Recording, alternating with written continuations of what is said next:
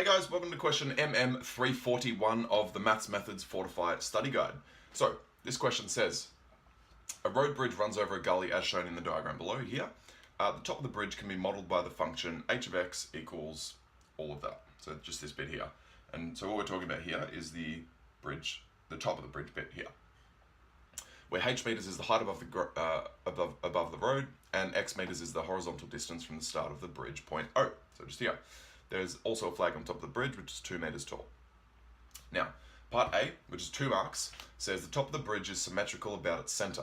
If the bridge is 50 meters long, find the values of A and B. Awesome. So, what we're saying is that this bridge, the top of the bridge here, is symmetrical about its center, which is here, right? So we know that the equation for this little part here is our top formula, right? Our top function. So, this function is in turning point form, okay? So we need to find our A and our B down here, which is our section here. Now, because this is in turning point form, we can say that this is our origin here, and our turning point here is 3 meters to the right, so 3, and 5 meters up, like this, right?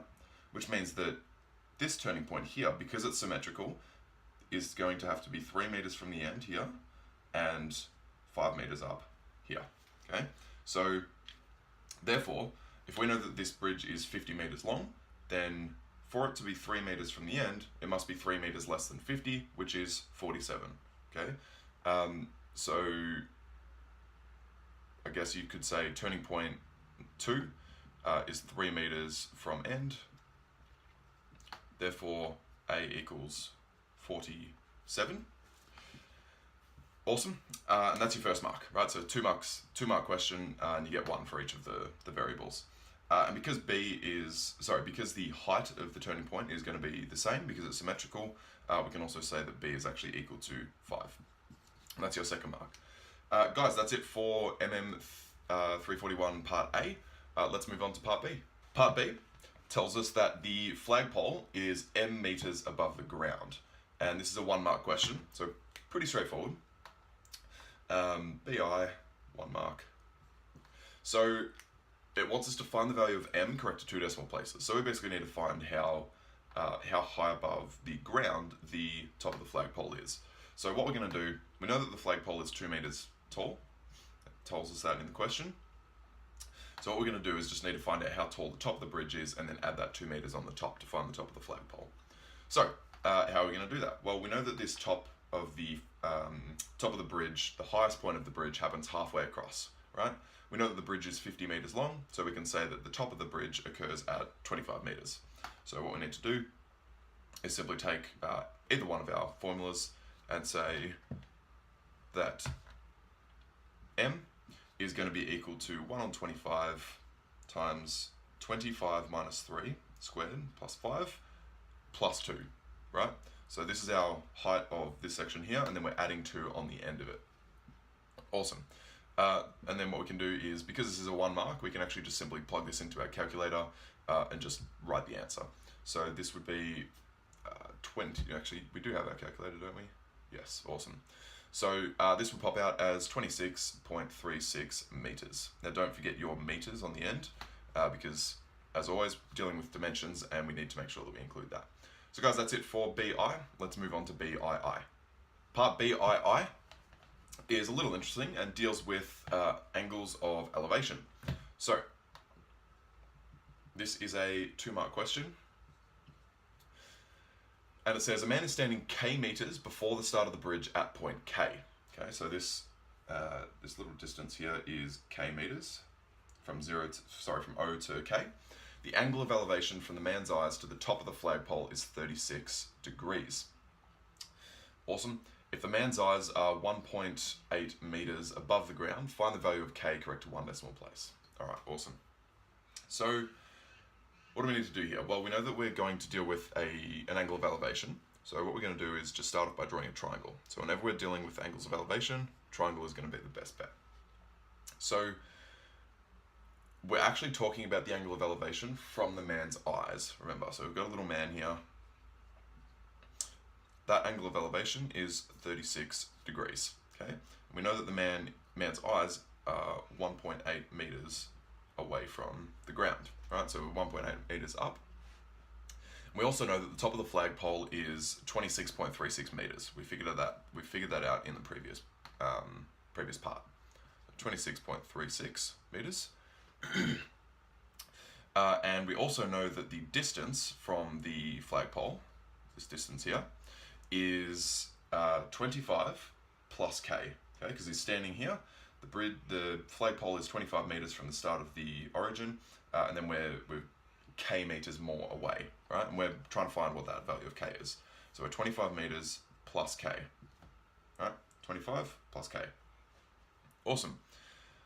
But this is a little funny because we've got this 1.8 meters, we've got this 26.36, and it's kind of sticking out the bottom of the triangle. We don't want that really.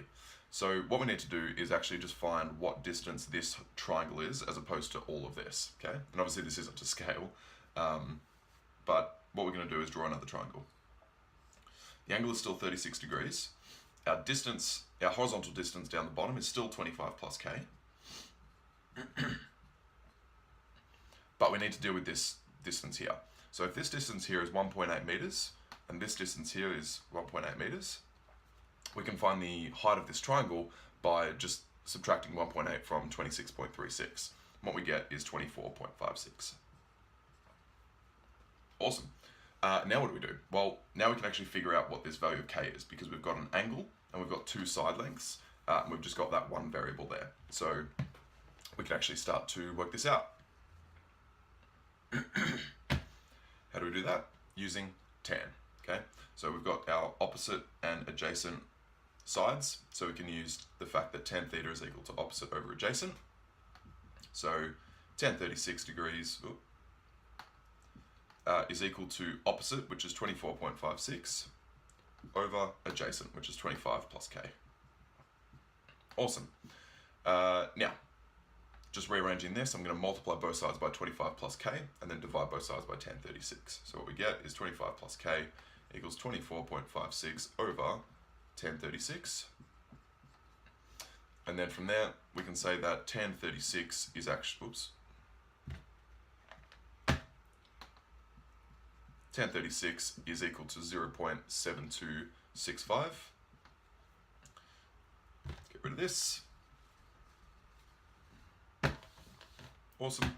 And then from here we can say that that is equal to 33.033, 25 plus k. So subtracting 25 from both sides, we get 8.033. And correct to one decimal place, k is equal to 8.0 meters. And that's it. So we need to make sure that we include our meters. Our first mark actually comes when we draw the triangle. So when we draw that second triangle, that's our first mark. And then our second mark comes here when we finally answer the question. And that's it. So k is equal to 8.0 meters. Let's move on to part C. Now part C, we're actually going to get into some integration here. So part C is a 2-mark question.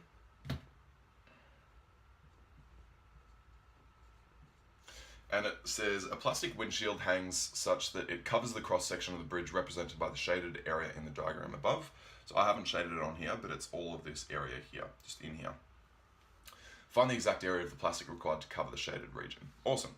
So what we're going to do is we're actually going to split this up into two, right? Because we've got two different functions here, but we do know that it's symmetrical. Okay, so what we're going to do is we're going to find the shaded area of this first section here, and then we're just going to multiply that by 2, and that's going to give us the total area. So what we're going to say is that the area is equal to 2 times from 0 to 25 of 1 on 25 x take 3 squared plus 5 dx. Awesome. Cool, and then we can just kind of evaluate this straight away. So what we would say is that, so if you didn't have a calculator, I would expand all this out and then join like terms and then integrate. But because we've got our calculator, I'm just going to say that this is equal to 2 times 1 on 25 outside of x cubed on 3 take 3x squared plus 134x. Awesome. And then what we get is that's from 0 to 25, and that's our first mark. and then we can just keep evaluating that as normal. So 2, subbing in our value of 25, so we get 1 on 25, so out of 25 cubed on 3, take 3, 25 squared plus 134, 25. Awesome. And then we can just evaluate that. So I would chuck this in my calculator and get the exact value. Remember, we're looking for the exact area. We're not looking for decimals. So our exact area comes out to 1604 on 3 meters squared. Now that is our second and final mark for part C. Guys, just don't forget that 2 times, and just make sure you don't do from 0 to 50 of this, because that's not the same thing, because that would keep going up here. Guys, that's it for part C. Let's move on to part D.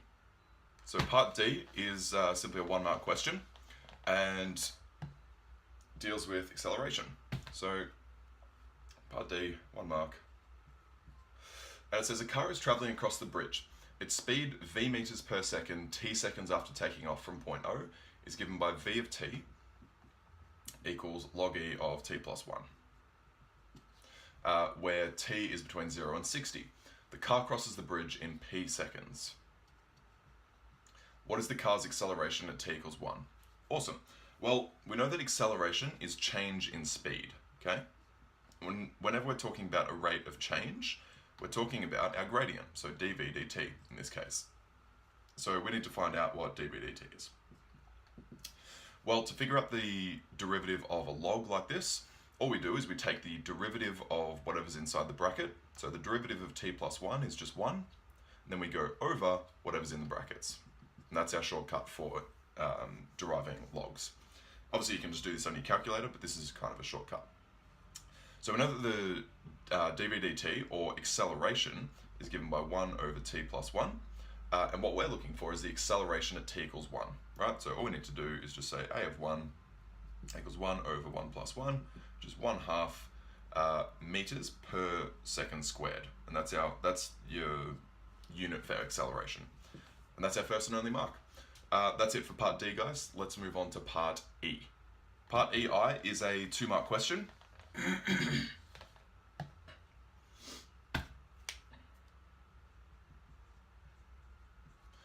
And it says, evaluate the derivative, so d of dx, of x plus 1 log e of x plus 1. Awesome. Now, we do have a calculator, so you can do this in your CAS, but if you just do that and write the answer, you're not going to get full marks. So we have to actually go through this process and evaluate this as we normally would.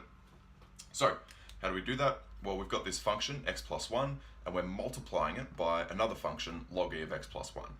So, because there's a little times in the middle here, we're going to be using our product rule. Okay, so product rule, dy dx is equal to u times dv dx plus v du dx, right? Where u is equal to x plus 1, v is equal to log e of x plus 1. Awesome. So that means that dy dx is equal to u, which is x plus 1, multiplied by dv dx, so the derivative of log e of x plus 1, which is 1 over x plus 1, plus v, which is log e of x plus 1, multiplied by du dx, which is the derivative of this, which is 1. Awesome. So what we get is x plus 1 over x plus 1 plus log e of x plus 1. Rearranging this, we get log e of x plus 1 plus 1, right? Because this just cancels down to 1. And that's it. So that's our final answer for part EI. Now our first mark comes when we recognize that we have to use the product rule, so just in here.